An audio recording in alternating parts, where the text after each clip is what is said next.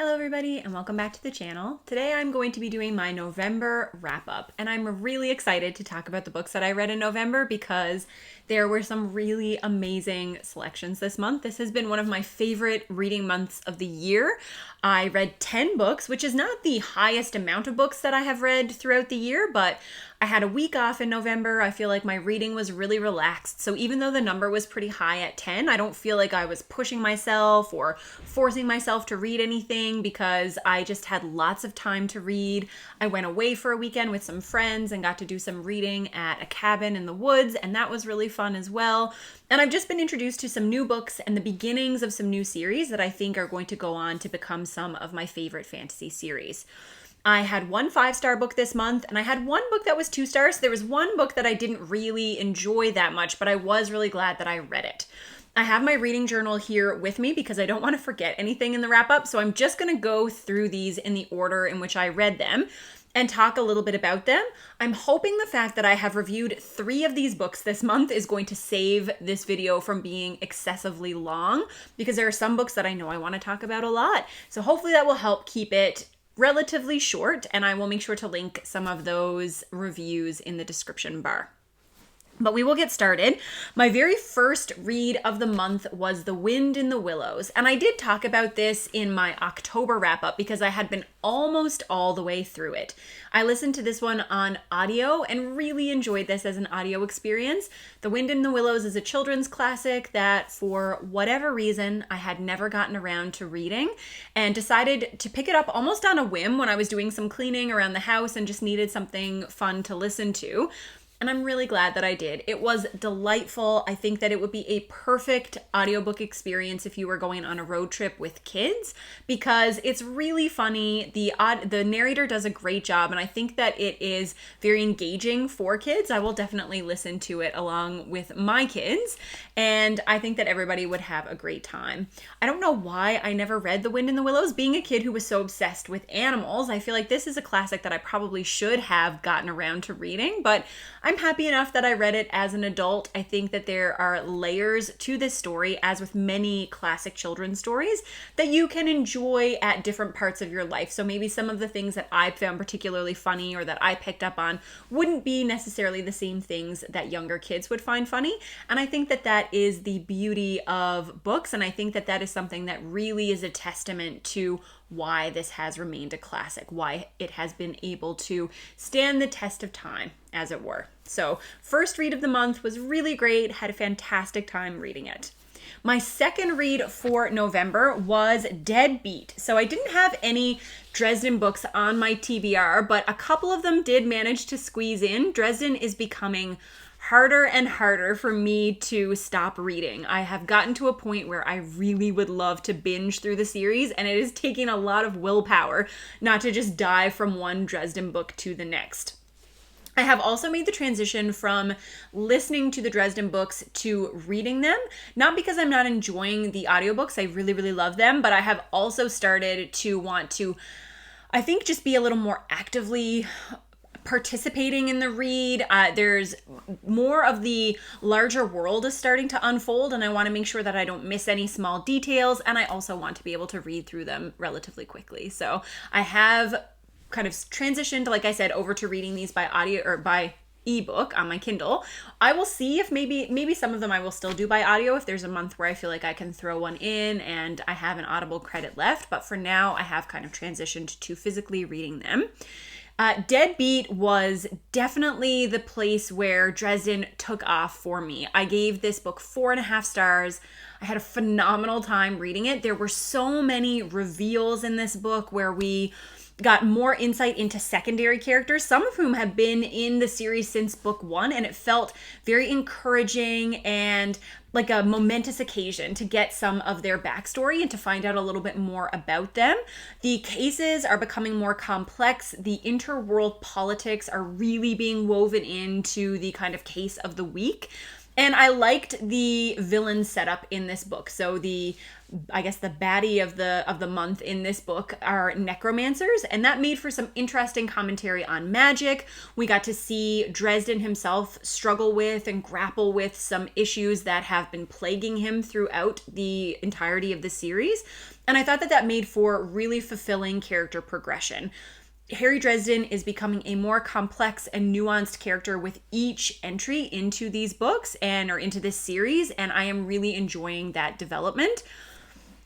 Obviously, I'm not going to give any spoilers, but there's also a scene at the end of this book that is just phenomenal. I was smiling so much when I read it. I immediately had to go to like various Discords and find people to like just throw all of my feelings at, because it was such a moment, such an exciting moment. And it was also the moment where I felt like my dad would definitely love this series. So it is the moment in Dresden that has convinced me that I also need to get him to read these.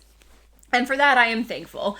And I just had a great time reading it. Deadbeat was, or has been up to when I read it, my favorite of all of the Dresden books, and it made me so excited to continue on with this series. The third book that I read was actually our channel buddy read for the month, and that was Adrian Tchaikovsky's Children of Time. I did a full dedicated spoiler-free review for this book, so if you would like any details on that, any of my thoughts, I went into great depth about some of the things that I really liked, some of the ways that this book surprised me. Science fiction, as you know if you've been on the channel for a while, can be more of a struggle for me than fantasy, but this incorporated a lot of things that I found really interesting. It was a good mix of science fiction in terms of technology and human progress, but also there was a lot of kind of social commentary and anthropology that was in there, obviously all within the context of humans and sentient spiders. So it was really enjoyable. I was worried because I know that it is very hyped up, and I thought, oh, like what if I don't like it? What if I'm that one person who doesn't enjoy it? But I should not have been worried at all. I had a phenomenal time reading this. I felt like the book had a very satisfactory ending. It leaves things open enough that you know the author could, and we know that he did, go back and explore more of the world. But if you're looking for a science fiction standalone, I think that this also functions well by itself. I will read the second book, Children of Ruin, but the first book didn't end in such a way that I feel like I have to jump into that immediately. So I'm going to wait until sometime next year when I have an opening in my TBR and I really feel like putting in some science fiction that is going to be more humanistic in its approach, and I think that that will be a great time to drop that into a TBR. But I'm really, really glad that I finally picked this up. It has been on my personal TBR for quite some time. The fourth book is another one that I gave a full review for, and this was a milestone in my reading as a booktuber and also just as a fantasy fan, because this was the month that I finally read the first Mistborn novel. Mistborn, I have talked about a couple of times in previous videos, is a series that I tried to start twice, and I do not DNF books lightly. I'm not even really sure if I would call my previous attempts at Mistborn true DNFs. I basically picked them up. The writing style, there was something that just didn't mesh with me, and so I put them down and didn't continue on. This year I decided to read it along with a couple of friends on Discord, and it went so well. I had a great time speculating, theorizing, guessing what was going to happen with everybody. The payoff at the end was as good as everybody said it was going to be. The Sanderlanche that everybody tells me about is absolutely real and absolutely true. And those last 200 or so pages of Mistborn were so captivating. They completely drew me in. I still personally have some things about Brandon Sanderson's writing style that do not work well for me as a reader, but I can appreciate what makes him so popular and what makes people fall in love with his books. I absolutely am continuing with Mistborn. It is going to be one of my first reads. The second book, Well of Ascension, is going to be one of my first reads for the month of December, and I'm really looking forward to it. I'm interested to see if the conclusion of the series, so once I get to book 3, is that ending just going to be of epic proportions? Because if the ending of one book is so big and kind of bombastic, then how is the ending of the trilogy going to be overall? I am interested in finding out. And obviously, if I finish Mistborn, that will put me one step closer. I think actually I'll be ready to jump into the Stormlight Archive, because I have read Warbreaker, which was the other book that I wanted to read before Stormlight. So if I can finish off Mistborn in 2021, then I will be able to jump right into the Stormlight Archive in 2022. The fifth book that I read for the month was the one that I didn't end up enjoying as much, and that was George MacDonald's Fantasties. So George MacDonald was a very early fantasy author. If you do a little bit of reading around the history of fantasy, on some websites and in the Wikipedia article, it will cite this novel as one of the very first adult fantasy novels. Not the first fantasy novel, not the first work of fantasy, but in terms of novelization of an adult story that was fantasy oriented, this is credited as being one of the first. And so that is why I wanted to read it. I also had read George MacDonald's book, The Princess and the Goblin, because as a kid, I really loved the animated movie that they had made based on that book. And when I read the book itself, I had a really good time. I thought that the writing was good. It was, it felt very whimsical. It felt like a fairy tale for adults. I had a great time. And so I thought I would enjoy Fantasties in the same way.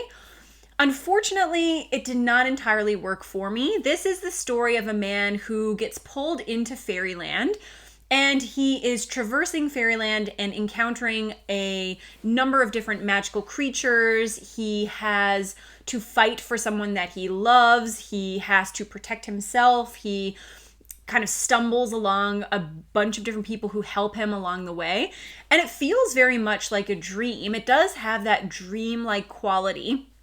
And I couldn't help but compare it to Blood in the Mist, which is a book that I also read recently, but enjoyed much more. I thought that the fairy tale style, the atmosphere really came to life in Blood in the Mist, whereas in Fantasties it just felt kind of fragmented. And I know that dreams are also fragmented, but it didn't feel entirely purposeful, and it didn't feel like it landed in the same way. So I can appreciate and understand what George MacDonald was going for. I am very happy that I read this book just in terms of broadening my knowledge of the fantasy genre as a whole, but I cannot see myself going back to it. And if you would like to read some older fantasy, then I would definitely recommend Blood in the Mist over Fantasties. But if you, like me, want to be able to say that you have read the origins of the genre, then it is still a short book. It doesn't take too long to get through. And then we are on to book number 6. This was my favorite read of the month, and that was a very difficult choice to make because I read so many books that I loved this month. But the one book that I gave 5 stars to was Heroes by Joe Abercrombie. I know that this is somewhat divisive amongst the Joe Abercrombie fandom. I think some people really love Heroes, and that is where I am. I am in the really love Heroes camp. And I think for some people, it is the least favorite of his novels. Now, that's not to say that people don't enjoy it, because at the end of the day, it's still Abercrombie, and it still has great writing and great characters. But I think for some people, it just doesn't stick the landing as well as his other books. The Heroes, as I'm sure people know, is Joe Abercrombie's take on war. And it takes place entirely over the course of 3 days. And you follow a variety of different perspectives. So you get perspectives from opposite sides of the combat. You get people who are veteran soldiers. You get people who are new to the life of being a soldier. You get people who are outside of the soldier's life, and they are just embroiled in the events that are taking place. But I thought that it was brilliant. I definitely come down on the side of admiration in terms of what Abercrombie has been able to convey regarding warfare, and that includes the tedium of war, the horrifying realities of war, the violence of war, the positives of war, the negatives of war, everything that you could think of. I think that he uses his characters and he reflects these ideas through his characters brilliantly. This book was hilarious. I thought that it was so funny. There were so many points where I was laughing, which is a huge contrast to how brutal this book can also be, because there are some really horrifying things that happen. One of the characters' internal monologues for me rivaled Glocta's internal monologues, but in a completely different way, because this was a character who was just had a complete lack of self-esteem. I would probably say is a hypervigilant narcissist. So someone who believes that he deserves things and believes that he is going unrecognized, that people do not see how great he is, but then also is completely hard and harsh on himself. Very demeaning, very rough on himself. And this was the first time that I had ever listened to a Joe Abercrombie book via audio. And Pacey's narration of this character's internal monologue was really, really funny. I think overall I prefer reading Abercrombie's books because I am very particular with humor, and I do find Joe Abercrombie very funny. I think he is the funniest living fantasy author right now. And I like to read those jokes as opposed to listen to them. Now, like I said, those internal monologues I thought were hilarious. I thought that the voices were really well done. I have no complaints whatsoever about the narration. I think that Pacey is one of the best narrators that I have ever had the privilege of listening to, but I still think I prefer to read the books on my own, and so I will probably read the rest of them as I go through. But it was just a delight to read this book. I have so many thoughts. I may end up doing a spoiler-free and spoilery review for this book. I just haven't really had time to do so, and I want to really think about what I'm going to say and make sure that I do a good job, because I have a lot of feelings about this book and I want to make sure that I convey them properly. But if you are reading through the First Law world, I would love to know what you think of heroes. I know that people fall kind of on one side or the other, and I would like to know who is on the side of justice and who is not. I kid, obviously, but I would like to know what you think of the book and where you fall in terms of that particular debate. Number 7 for the month was the beginning of the Long Price Quartet. So this is a read-along that I'm doing along with Andrew at Andrew's Wizardly Reads, Philip at Philip Chase, and Andrew's friend Nico, who I believe his channel is called Nico's Book Reviews, but I will check and make sure. We had decided to read this series along with commentary from Alan. So Alan is going to be joining us as we discuss this series, because I think that Alan was probably the motivating factor for all of us to pick up this series. Just his love for this series, how passionate he is about it, really made us all want to pick it up. I did a full spoiler-free review for this book as well, which is called A Shadow in Summer, and I really loved it. I felt like of all the books that I read this month, this one was the one that fits my own personal tastes the best. This was a very character-focused book with beautiful language, an introspective dive into the minds of various characters, very slow-moving, but a lot of intricate pieces that are coming together to form a greater story. And I am very much looking forward to continuing with this series. I gave this one 4.5 stars because I can see the threads. I can see how this is likely going to build into something that I am going to adore. But through reading just one book, I don't think we're quite there yet. There are a lot of unanswered questions. There are a lot of things that I would like to know about this world and about these characters, and I cannot wait to continue on with the series so that I can find out. This series has pretty big gaps between each of the books, so I'm looking forward to reading a fantasy series that shows us characters over their entire lifespan. That's something that doesn't happen often, and it's one of the reasons that I'm having such a good time with the Dresden Files as well. Harry is aging as we go through that series, and it's nice to see how things change and what priorities he has at different times of his life, and I think that I'm going to enjoy that about the characters in the Long Price Quartet as well. If you have not watched my spoiler-free review, I would recommend it. I give some insight into what types of readers I think would really like that series, and if you fit any of those descriptors that I gave, I would highly recommend reading it, because I think that it was a brilliant start, and I can only imagine that it is going to be a brilliant series. Following up after A Shadow in Summer, I read a 2021 new release. This is one that I was pretty excited to get to, and the book is called A Marvelous Light. This, when I had first read about it, I think I put it in a most anticipated reads list of 2021, but the tagline that they had been using to market it was that it was Red, White, and Royal Blue meets Jonathan Strange and Mr. Norrell. So it is a queer fantasy romance that's set in Edwardian England and is about magical politics. I really liked this book. I gave it 4 stars, and it did something for me that I find is a very difficult balance. So I read a lot of romance as palate cleansers. I read a lot of fantasy. I don't often read fantasy romance or paranormal romance because I never feel like the balance is there. I usually feel like they have neglected the character development and the development of the romance at the expense of the plot, or they neglect the plot at, because they're focusing too much on the romance. But in A Marvelous Light, I felt like that balance was perfectly achieved. It had an engaging plot that I was really interested in. It had a cool, soft magic system. So if you're going into this, just be aware that this is not a magic system that has a lot of rules or regulations. It's more of that kind of whimsical feeling magic system. It has very few rules, and I wouldn't say that I necessarily understand everything that is possible or impossible, even after reading the book. But I like that. I like when magic feels mysterious in that way. So that really appealed to me. And I thought that the character development was great. The central romance is obviously where we get most of the character development, but there are some side characters that I think are going to become much more important as the series moves on. This is a regular fantasy series, and I say regular, or I probably should say typical, because in romance we often get series that are more companion novels. So they are characters from the same books in the same universe, but they follow different couples.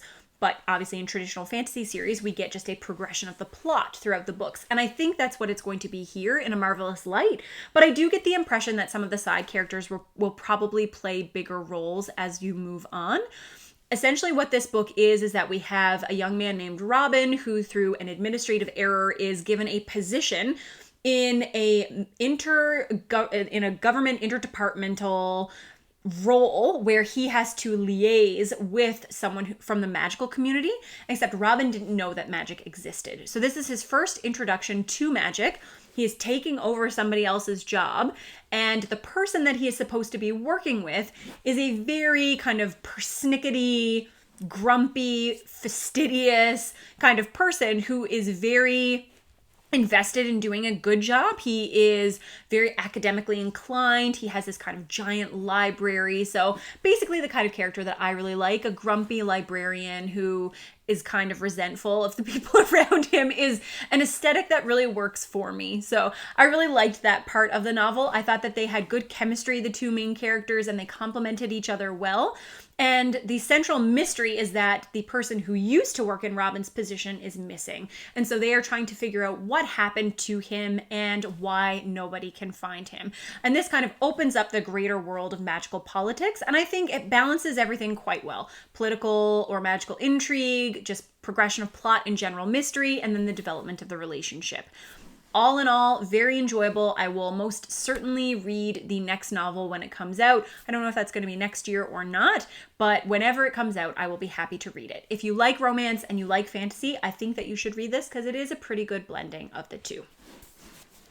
Book 9 of the month, so my penultimate book, it almost edged in there for my favorite of the month, but the heroes beat it out a little bit. But Proven Guilty, which is book 8 of the Dresden Files. I had such a good time with this book. I had such a good time with this book that I then went on, immediately after finishing it, I went on to record a full Dresden update video because I had done a Dresden Files video talking about my feelings on books 1 through 5.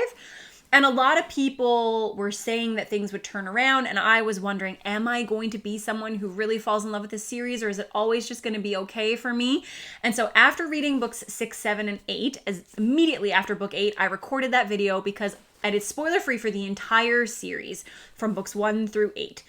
Anybody who is questioning whether or not they're going to like Dresden, I gave a thorough outline of the things that I am enjoying and the reasons why I think the series is great in that video. So you can expect that sometime next week. I had a really fun time recording it, and I had the best time reading Proven Guilty. It even beat out Deadbeat. That was kind of a funny sentence, but it has risen to the top as my favorite Dresden book so far. It was so good. There was so much character development. There was fleshing out of the secondary characters. So some of the secondary characters are now becoming really important to me. There are big moments for Harry. There's a lot of mirroring going on, a lot of Harry having to confront situations that are very personal to him and kind of reflect back to his own life, his own early adulthood, the choices that he has made.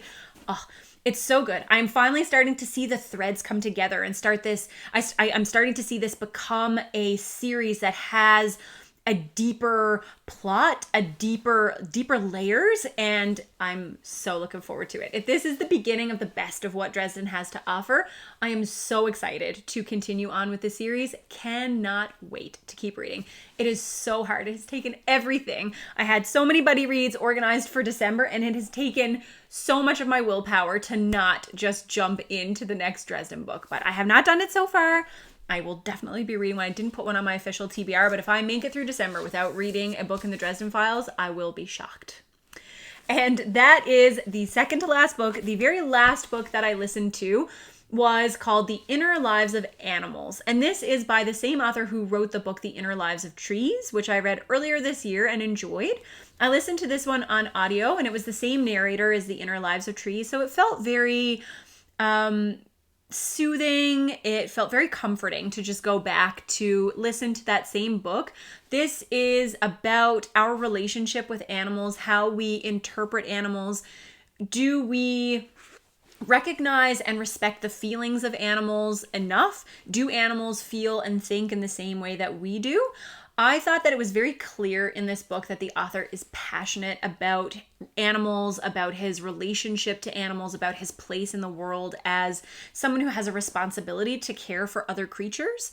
This, I would say, is not very scientifically minded. I don't think that there is a lot of evidence that went into the writing of this book. I think it was more of a passion project, and there's a lot of conjecture and anecdotal evidence and personal feelings in terms of how we relate to animals and how we understand them. I do not think that that is a bad thing. I really admire the author, who I think his name is Peter Wohlhelm. I'm not really sure. His first name is Peter, though. I really admire his relationship with animals. I think that if everybody treated the natural world as he treats the natural world, that this would be a much better place. But I am not necessarily on the side of anthropomorphizing animals. I think that we need to be respectful of their place in the world, of their feelings, of the way that we interact with them. We need to be kind. And I do think that we have a responsibility to take care of the other creatures in this world. But I don't think that the relationships between birds and the relationships between people are necessarily equivalent, and that we think of each other and we think of our partners and we think of our children and we think of our place in the world in the same way. I just don't think that that is true. I think that if you are an animal lover, then you will get something to enjoy out of this book. It was just so nice to listen to him give insight into his own feelings about the animal world, about some of the ways in which he interacts with nature. He lives on a farm out in a forest in Germany. It sounds like the most ideal life. It sounds like living in Hobbiton, to be honest. And he makes it sound super appealing, just kind of cutting yourself off from the progress and bustle of the world and becoming one with nature. That is a very appealing thought. But I didn't necessarily agree with all of the points that he raised in the book. But if you are a lover of animals, this is a very short audiobook. I think it took 4 hours to listen to, and it was just like a nice, comforting read. A great way to end out the reading month. But that is all for November. Like I said, this was a fantastic reading month. I had read a number of really enjoyable books, and it made me excited to go into December and kind of get through the end of the year TBR. As for everybody else, I would love to know what you read in November. What were your favorite books of the month? If you have read The Heroes, please let me know how you feel about it in terms of Abercrombie's body of work, and I will see you with another video soon. Bye!